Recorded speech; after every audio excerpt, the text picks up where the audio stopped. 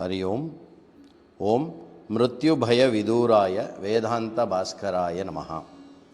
शब्द रूपादि हीनं तम निर्विशेषं निरंशकं आत्मानं यो विजानीयात् मुक्तो वेदांत भास्करः।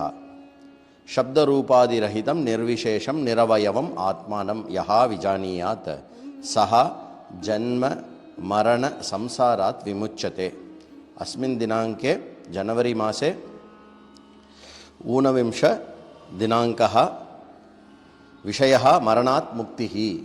मरणात् मुक्तिः मरणत्तिलिरुंदु मुक्ति। निश्चाय तत् मृत्युमुखात् प्रमुच्यते। कठोपनिषदिल இடம்பெறும் இந்த மந்திரம் 1:3:15வது மந்திரம். நிருபாதிகம் தம் ஆத்மானம் விஜ்ஞாய மானவஹ மரணகிராஹாத் முச்சதே. மரணத்திலிருந்து விடுபடுவதற்கான ஒரே வழி, உபனிஷத் கூறுகின்ற வழி, ஆத்மாவை அறிவதன் மூலமாகத்தான். ஆத்மா ஞாத்தவ்யஹ, ஆத்மா ஒன்றுதான் அறியக்கூடிய, அறியதற்கு தகுந்த ஒரு விஷயமாக இருக்கிறது இந்த உலகத்தில். ஆத்மனி ஞாத்தே கிம் பலம் பவதி இத்யுக்தே முக்திரேவ பலம். முக்திர் நாம மோக்ஷம். கஸ்மாத் மிருத்யு முகாத் மரணகிராஹாத் இத்யர்த்தः. ஆத்மா ஞாத்தவ்யः, ஆத்மாவை அறிவதனால் என்ன பலம்? ஆத்மாவை அறிவதனால் என்ன பலம் என்றால் முக்தி கிடைக்கும். எதிலிருந்து முக்தி, அவர் எதிலிருந்து விடுதலை கிடைக்கும் அப்படின்றா, மோக்ஷம் எனப்படுகின்ற மரணத்திலிருந்து விடுதலையை தான் முக்தி எனப்படுகிறது. மரணம் அயம் சப்த ஏவ அஸ்மாக்கம் பயங்கரः. மரணம் மிருத்யுஹு யமஹ இத்யாதயः சப்தாः தத்விசாரஸ்ச அமங்கலः இத்யேவ சர்வே வதந்தி. மரணம் என்று சொன்னாலே, மரணம், மிருத்யு, யமன், இந்த வார்த்தையெல்லாம் சொல்லும்போது அனைவருக்கும் பயம் எடுக்கிறது. அதை அமங்கலமாக கருதப்படுகிறது. ஏவம் ஸ்திதே அமங்கலாத் மரணாத் முக்திச்சேத் கியான் ஆனந்தः கீதிருஷம் சௌபாகியம் கீதிருஷம் மங்களம் கோவா நேச்சதி மரணாத் முக்திம். இந்த மாதிரி மரணம் என்பது ஒன்று அனைவருக்கும் இருக்கிறது என்று சொன்னால், அந்த ஒரு மனிதன் எப்படி ஆனந்தமாக இருக்க முடியும்? எப்படி அவனுக்கு அனைத்தும் சௌபாகியமாக தோன்றும்? மங்களம் என்ற விஷயமானது எப்படி அவனால் மனதில் கொள்ள முடியும்? ஈதிருஷி முக்திஹி கிமஸ்மாபிஹி பிராப்தும் சக்கியதே இதி சேத் நூனம் சக்கியதே ஏவ தர்ஹி கிம் கர்த்தவ்யம். இந்த மாதிரி ஒரு நிலைமை எல்லா மனிதர்களுக்கும் எல்லாருமே உட்பட்டு இருக்கும் பொழுது முக்தி என்பது எப்படி நிகழ முடியும், எப்படி ஏற்பட முடியும் என்றால், அதற்கு என்ன செய்ய வேண்டும் என்று கேட்டால், ஆத்மா ஞாத்தவ்யா, ஆத்மாவே அறியப்பட வேண்டிய விஷயம். அஸ்து ச ஆத்மா கதம் அஸ்தி. சரி, ஆத்மா அப்படின்னா என்ன, அது என்னது? இதி சேத் இயம் ஸ்ருதிஹி உபதிஷதி.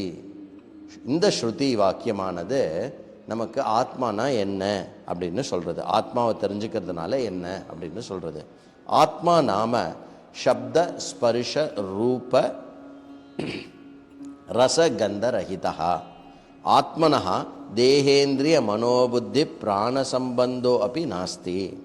ஆத்மா ஐம்புலன்களினுடைய விஷயத்திலிருந்து வேறானதாகவும், இந்திரியங்கள், மனசு, புத்தி, பிராணன், இதில் எதிலும் சம்பந்தப்படாத விஷயமாக ஆத்மா உள்ளது.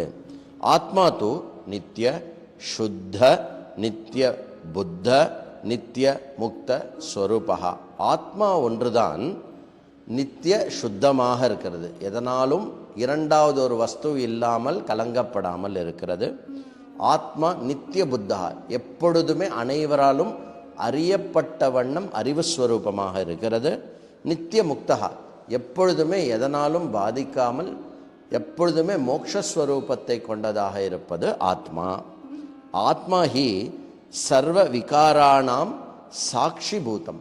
நிகழுகின்ற அனைத்து மாறுதல்களும் அஸ்தி ஜாயத்தே வர்த்ததே என்று சொல்லப்படுகின்ற மரணமும் கலந்த மரணமும் சேர்ந்த 6 விதமான விகாரங்களுக்கும் சாட்சியாக விளங்கக்கூடிய தத்துவம் எதுவோ அது ஆத்மா. ஆத்ம விகாரரஹிதா கூட்டஸ்தஸ்வரூபா. கூட்டஸ்தம் பட்டறையில் இருக்கக்கூடிய அந்த அடியில் இருக்கக்கூடிய அந்த பெரிய இரும்பு விஷயத்தை போலே அதன் மேல் அனைத்தும் நிகழும். ஆனால் அது மாறாமல் திருடமாக இருக்கும் வண்ணம் ஜன்மங்கள் மரணங்கள் வந்து போனாலும் அதிஷ்டானமான ஆத்மா எதனாலும் பாதிக்காமல் தொடர்ந்து இருந்து கொண்டிருக்கிறது சாட்சிபூதமாக. ஏவம் ஆத்மானம் விஜானதா கிம் மரண பயம் சம்பவதி. இவ்வாறு நான் என்ற சொல், அதாவது ஆத்மா என்றாலே நான் என்ற சொல்லினுடைய மொழிபெயர்ப்பு. அதனால் இவ்வாறு நான் என்ற சொல்லுக்கு எதிலும் மாறாமல் நித்திய சுத்த புத்த முக்த ஸ்வரூபமாக அறிந்து கொண்டால் அந்த நான் ஆகிய அந்த உண்மை நானுக்கு மரணம் என்பது எப்படி சம்பவிக்கும்? இதுவே முக்திக்கான ஒரே வழி, நல்வழி. வேதாந்த பாஸ்கராய நமஹா.